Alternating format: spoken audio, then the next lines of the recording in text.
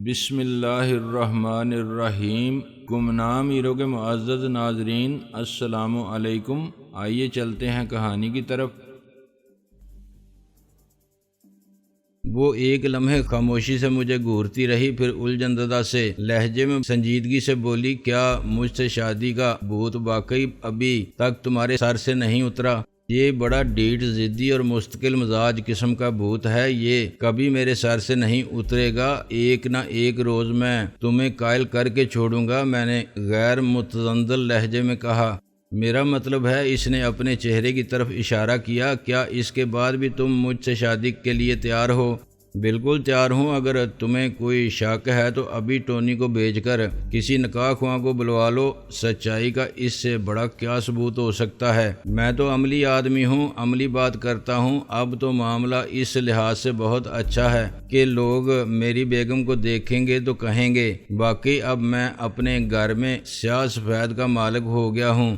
وہ ایک بار پھر مجھے خاموشی سے گھورنے لگی، اس کی آنکھوں میں بے یقینی تھی۔ آخر وہ ٹھنڈی سانس لے کر بولی، تمہارا واقعی کوئی پردہ گرا ہوا ہے؟ نہیں، پردہ نہیں گرا ہے، یہ مینوفیکچرنگ فالٹ ہے، میں نے سنجیدگی سے کہا۔ بہرحال بات خواہ کچھ بھی ہو، لیکن تمہیں اب یہ یقین تو آ جانا چاہیے کہ تمہیں مجھ جیسا مستقل مزاج عاشق دنیا میں کہیں نہیں مل سکتا۔ میں شوہر بھی ایسا ہی وفادار ثابت ہوں گا۔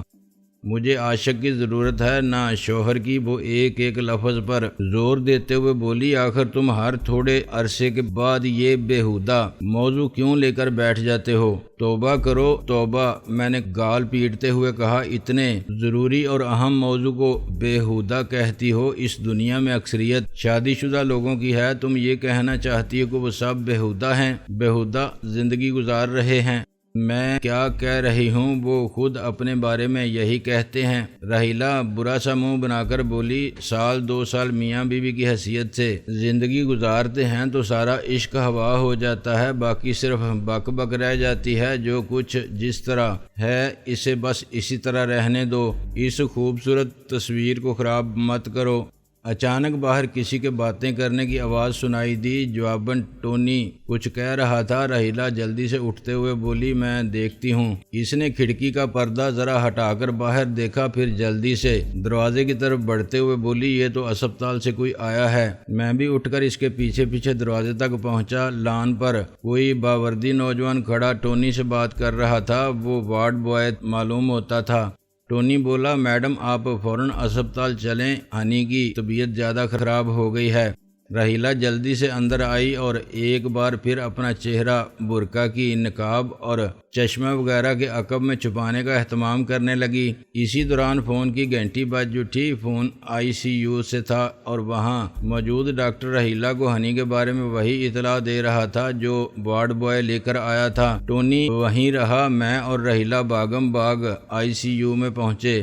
ہنی بالکل اسی طرح آنکھیں بند کیے سیدھی لیٹی تھی جس طرح ہم اسے بہت دیر پہلے چھوڑ کر گئے تھے۔ اس کے قریب 2 ڈاکٹر اور 2 نرسیں افسردہ انداز میں سر جھکائے کھڑی تھیں۔ اس کے جسم سے جو مشینیں تاروں اور نالیوں کے ذریعے منسلک تھیں، ان کے ڈائلوں پر سوئیاں ساقط ہو چکی تھیں۔ اس کے پاس پہنچتے ہی سب سے پہلے میں نے یہی بات نوٹ کی تھی، میرے دل کو دھچکا سا لگا۔ ہمارے پہنچنے پر ایک ڈاکٹر نے تھکے تھکے سے انداز میں سر اٹھایا اور رحیلہ کی طرف دیکھتے ہوئے بولا، میڈم ہمیں افسوس ہے، ہم اسے نہیں بچا سکے۔ تمہارا کام صرف کوشش کرنا تھا، سو تم کرتے رہے۔ بچانے والا تو کوئی اور تھا، اسے منظور ہوتا تو بچا لیتا۔ رحیلہ نہایت دھیمے لہجے میں بولی اور ہنی کے پاس بیٹھ گئی۔ اس نے چادر ذرا سی ہٹا کر ہنی کا استخوانی ہاتھ تھام لیا، اس ہاتھ میں بھی ڈرپ کی سوئی پیوست تھی۔ ڈاکٹر اور نرسیں کیبن سے باہر چلی گئیں۔ میں نے ہنی کے دوسری طرف بیٹھتے ہوئے اس کا دوسرا ہاتھ تھام لیا، وہ برف کی طرح سرد تھا اور نیلا پڑ چکا تھا۔ اس لمس کے ذریعے گویا موت کی یک بستگی میرے رگوں پہ میں بھی رینگنے لگی۔ میرے دل میں ہولناک سا سناٹا پھیل گیا۔ شدت غم سے میری یہی حالت ہوتی تھی، آنسو بہتے نہیں تھے، انگارے بن کر اندر ہی اندر دل کو جلاتے تھے۔ میں آہو بکا نہیں کرتا تھا، شاید اسی لیے میرے اندر ایک اذیت ناک سناٹا پھیل جاتا تھا۔ راحیلہ نے ایک ہاتھ سے اپنا تاریک چشمہ ذرا کھسکایا اور ٹیشو پیپر سے آنکھیں پوچھنے لگی۔ میں نے ایک بار پھر ہنی کے چہرے پر نظریں جما دیں۔ وہ چہرہ پہلے بھی گویا ایک مردہ ہی کا چہرہ تھا، اب اس کی مردنی میں کوئی خاص اضافہ نہیں ہوا تھا، بلکہ الٹا اب تو اس چہرے پر طمانینت سی پھیل گئی تھی۔ شاید ایک لحاظ سے موت اس کے لیے خوش آئند ہی تھی، اسے نہ جانے کس کس اذیت سے چھٹکارا مل گیا تھا۔ کئی منٹ تک کیبن میں سناٹا چھایا رہا، یہ موت کا سناٹا تھا۔ پھر راحیلہ سر اٹھاتے ہوئے آنسوؤں سے بھیگی اور بیٹھی بیٹھی سی آواز میں بولی، شاید تمہارے ہی انتظار میں اس کے سینے میں سانس اٹکی ہوئی تھی، تم سے اس کے ملنے کی خواہش یقیناً بڑی شدید تھی، تبھی تم اچانک بالکل غیر متوقع طور پر چلے آئے، شاید اسی کی کوئی خاموش دعا تمہیں یہاں کھینچ لا رہی تھی۔ شاید میں نے سرگوشی کے سے انداز میں کہا، لیکن افسوس کہ میں اس کے لیے کچھ بھی نہیں کر سکا۔ اس کا تو مجھے بھی زندگی بھر افسوس رہے گا، میں بھی اس کے لیے کچھ نہیں کر سکی، حالانکہ صرف اسی کی وجہ سے ہمارے لیے ریڈ ڈاٹ پر ہاتھ ڈالنا اور اتنی بڑی کارروائی کرنا ممکن ہو سکا۔ اس کے علاوہ اسی کے ماضی کے دوست عدنان کی وجہ سے میری جان بچی، ورنہ شاید میں ریڈ ڈاٹ کے اسی زیر زمین قلعے میں بے بسی سے ایک بہیل چیر پر بندی آگ اور دھوئیں میں چل کر دم گھٹ کر مر جاتی اور کسی کو پتہ بھی نہ چلتا۔ افسوس ہم اپنی اس محسنہ کو بچا نہیں سکے۔ اس نے زندگی میں بہت سے اچھے کام کیے، کاش یہ ایک خوش انجام لڑکی ہوتی، میں نے اذیت سے کہا۔ شاید دوسری دنیا میں یہ ایک خوش انجام لڑکی ہو، راحیلہ سسکی لینے کے سے انداز میں بولی۔ پھر اس نے اپنے برقع کی کسی جیب سے موبائل فون نکالا اور نمبر ملا کر بات کرنے لگی۔ جلد ہی مجھے اندازہ ہو گیا کہ وہ نفیس صاحب سے بات کر رہی تھی، وہ انہیں ہنی کی موت کی اطلاع دے رہی تھی۔ انہوں نے غالباً اظہار افسوس کیا اور اسے کچھ ہدایت دیں۔ آخر وہ فون بند کر کے اٹھ کھڑی ہوئی۔ آؤ چلتے ہیں، وہ بوجھل لہجے میں بولی، اسپتال والے اور نفیس صاحب کے آدمی اس کی تکفین اور تدفین کا انتظام کر دیں گے۔ یہ کہانی ختم ہو گئی، ہم اب اسے کوئی اور انجام نہیں دے سکتے۔ میں بادل نخواستہ اس کے ساتھ باہر آ گیا۔ اس نے ڈاکٹروں اور نرسوں کو کچھ ہدایت دیں۔ آخر کار ہم ICU سے نکل آئے۔ اس وقت شام کے سرمئی سائے پھیلنے لگے تھے۔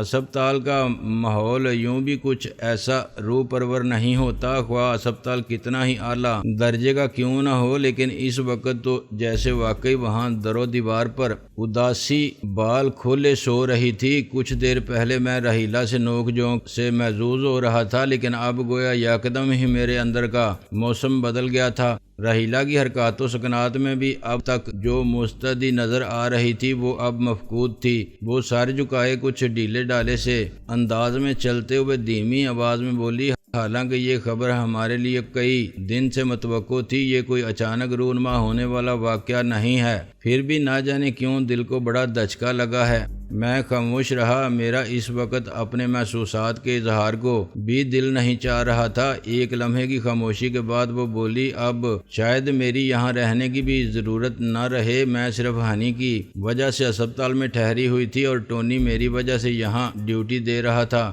تو پھر اب ہم کہاں جائیں گے؟ میں نے حلق میں پھیلی ہوئی کڑواہٹ سی نگلتے ہوئے پوچھا۔ آج کی رات تو یہیں گزارتے ہیں، دیکھتے ہیں صبح ہمیں کیا احکامات ملتے ہیں۔ پھر راحیلہ ذرا توقف سے بولی، ہم ابھی تک نفیس صاحب کی ماتحتی میں کام کر رہے تھے، لیکن اب تم آ گئے ہو، تم چاہو تو ہم ان سے علیحدگی اختیار کر سکتے ہیں، لا تعلق ہو سکتے ہیں۔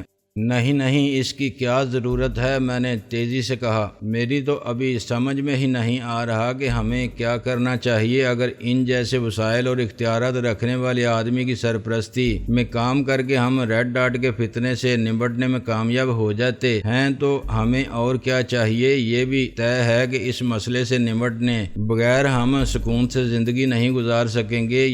یہ تو بہت اچھا ہوا کہ ہمیں نفیس صاحب کی نظر میں یہ مقام حاصل ہو گیا ہے۔ کوئی وقت تھا کہ میں نے انہیں اپنی بات کا یقین دلانے اور ان کا ذرا سا تعاون حاصل کرنے کے لیے بڑے پاپڑ بیلے تھے۔ اگر مجھے ذرا بھی اندازہ ہو جاتا کہ اس وقت وہ ڈپلومیسی سے کام لے رہے تھے تو شاید مجھے فرار ہونے کی ضرورت نہ پڑتی۔ وہ بہت گہرے آدمی ہیں، ان کے بارے میں یقین سے کچھ کہنا بہت مشکل ہے۔ اب بھی میں یقین سے نہیں کہہ سکتی کہ وہ ہم پر اتنے ہی فدا ہیں جتنے بظاہر نظر آتے ہیں۔ میں خواہ مخواہ جذباتی ہو کر ان کے ساتھ رہنے کے حق میں نہیں ہوں، البتہ میرا خیال میں مصلحت کا تقاضا یہی ہے کہ ہم ان کے ساتھ رہیں۔ میرا بھی یہی خیال ہے، میں نے کہا۔ اس دوران ہم گھر واپس پہنچ گئے جہاں ٹونی بے تابی سے ہمارا منتظر تھا، تاہم اس نے اپنے لہجے سے بے تابی کا اظہار نہیں ہونے دیا اور پرسکون انداز میں پوچھا، کیا بات تھی؟ ہنی مر گئی ہے، راحیلہ نے نہایت دھیمی آواز میں اختصار سے بتایا۔ وہ شاید ہماری صورت دیکھ کر ہی اس بات کا اندازہ کر چکا تھا۔ وہ کچھ بولا نہیں، خاموشی سے جا کر لان کے ایک کونے میں سر جھکا کر بیٹھ گیا۔ ہم میں ایک دوسرے سے رسمی جملے کہنے کی سکت نہیں تھی اور اس وقت ہم اپنے محسوسات بھی بیان کرنے کی اہلیت اپنے اندر نہیں پا رہے تھے۔ وہ رات میں نے جوں توں وہاں گزاری۔ صبح میں راحیلہ اور ٹونی ناشتے کے بعد نفیس صاحب کو فون کرنے کا سوچ ہی رہے تھے کہ خود انہی کا فون آ گیا۔ انہوں نے راحیلہ اور ٹونی کو ابھی وہیں رہنے کا حکم دیا اور مجھ سے بات کرتے ہوئے کہنے لگے، چند منٹ میں احمد تمہیں لینے پہنچ رہا ہے، وہ تمہیں ایک جگہ لے جائے گا، وہاں تمہارا میک اپ وغیرہ ہوگا، تمہارا حلیہ بالکل بدل جائے گا۔ اس کے بعد تم لفٹ لیتے ہوئے یا کچھ پیدل چلتے ہوئے خانہ بدوشوں والی بستی تک پہنچنے کی کوشش کرنا، کیونکہ اس حلیے میں تم ٹیکسی میں اتنا لمبا سفر کرتے ہوئے اچھے نہیں لگو گے۔ میں چاہتا ہوں کہ ہمارے اپنے آدمی بھی تمہیں دیکھیں تو تمہاری کوئی بات ان کی نظر میں نہ کھٹکے۔ ٹھیک ہے، میں سمجھ گیا، میں نے آہستگی سے کہا۔ پھر ایک لمحے کے توقف سے پوچھا، ہنی کی تدفین کے بارے میں آپ نے کیا سوچا؟ وہ سب طے ہو چکا ہے، اس کی تدفین خاموشی سے ہوگی۔ ہمارے خود سامنے آنے اور اس واقعے کو نمایاں کرنے کی ضرورت نہیں ہے۔ ہو سکتا ہے ہم اس کے جنازے میں شرکت نہ کر سکیں، لیکن اس سے ہمارے دلوں میں اس کا احترام اور محبت کم نہیں ہوگی۔ وہ نہایت عظیم لڑکی تھی، ہم سب کی محسنہ تھی۔ پھر وہ راحیلہ سے بات کرنے لگے۔ چند لمحوں بعد انہوں نے سلسلہ منقطع کر دیا۔ کچھ دیر بعد احمد اپنی ٹیکسی لیے آن پہنچا۔ اسے بھی ہنی کی موت کی خبر مل چکی تھی، وہ بھی افسردہ تھا۔ مجھے ٹیکسی میں بٹھا کر روانہ ہوتے ہوئے بولا، یہ منحوس ریڈ ڈاٹ بھی ہم پر خدا کا عذاب بن کر ہی نازل ہوئی ہے، اس نے ہمیں بڑے زخم لگائے ہیں۔ کاش کوئی ایسا طریقہ ہوتا کہ ہم اس سے تعلق اور ہمدردی رکھنے والے ہر انسان نما حیوان کو ایک جگہ جمع کر سکتے اور ان پر کوئی ایٹم بم گرا سکتے۔ تم مطمئن رہو، ان پر قدرت کی ناراضگی کا ایٹم بم ضرور گرے گا، تمہاری خواہش سے ذرا مختلف انداز میں صحیح، لیکن وہ اپنے انجام کو ضرور پہنچنے والے ہیں اور وہ یقیناً عبرتناک انجام ہوگا۔ میں نے وثوق سے کہا، خدا کرے آپ کی پیشگوئی حرف بے حرف درست ثابت ہو۔ وہ شاید خواہش کی تمام تر شدتوں کے ساتھ بولا۔ چند منٹ بعد ٹیکسی چھوٹے سے ایک بنگلے میں داخل ہوئی جس پر رشیلا بیوٹی پارلر کا بڑا سا بورڈ لگا ہوا تھا۔ اس کے سامنے کے حصے میں شاید بیوٹی پارلر رہا ہو، لیکن احمد مجھے اپنے ساتھ بنگلے کے عقب میں لے گیا اور بے دھڑک ایک کمرے میں جا گھسا۔ وہ ایک معمولی سی نشست گاہ معلوم ہوتی تھی۔ احمد نے مجھے بیٹھنے کا اشارہ کیا اور خود دیوار پر لگے ہوئے سوئچ بورڈ پر ایک سوئچ دبایا۔ چند لمحے بعد کمرے کا اندرونی دروازہ کھلا اور ایک لمبے تڑنگی گوری چٹی باری برکم ادھیڑ عمر عورت کھٹ کھٹ کرتی اندر آئی۔ وہ کسی فلمی قسم کے انداز میں لمبے سے ہولڈر میں سگریٹ سلگائے لمبے لمبے کش لے کر ناک سے دھواں نکال رہی تھی۔ اگر وہ یہ حرکت نہ کر رہی ہوتی تو خاصی معقول عورت نظر آتی۔ احمد اس سے مخاطب ہوا، آپ کو اطلاع تو مل ہی گئی ہوگی میڈم۔ ہاں، یہ آدمی ہے، اس نے نیم با آنکھوں سے میرا سرتاپا جائزہ لیتے ہوئے پوچھا۔ اس کا جائزہ لینے کا انداز بتا رہا تھا کہ اس کی جوانی خاصی پرپیچ گزری تھی، بلکہ اب ادھیڑ عمری میں بھی اس کی زندگی کے راستے کچھ زیادہ سیدھے سادے نہیں تھے۔ میری روح کو ہلکی سی جرجری آ گئی۔ جی ہاں، یہی آدمی ہے، احمد مسکراتے ہوئے بولا۔ تب وہ عورت میری آنکھوں میں آنکھیں ڈالتے ہوئے مجھ سے مخاطب ہوئی، چلو اندر چلو۔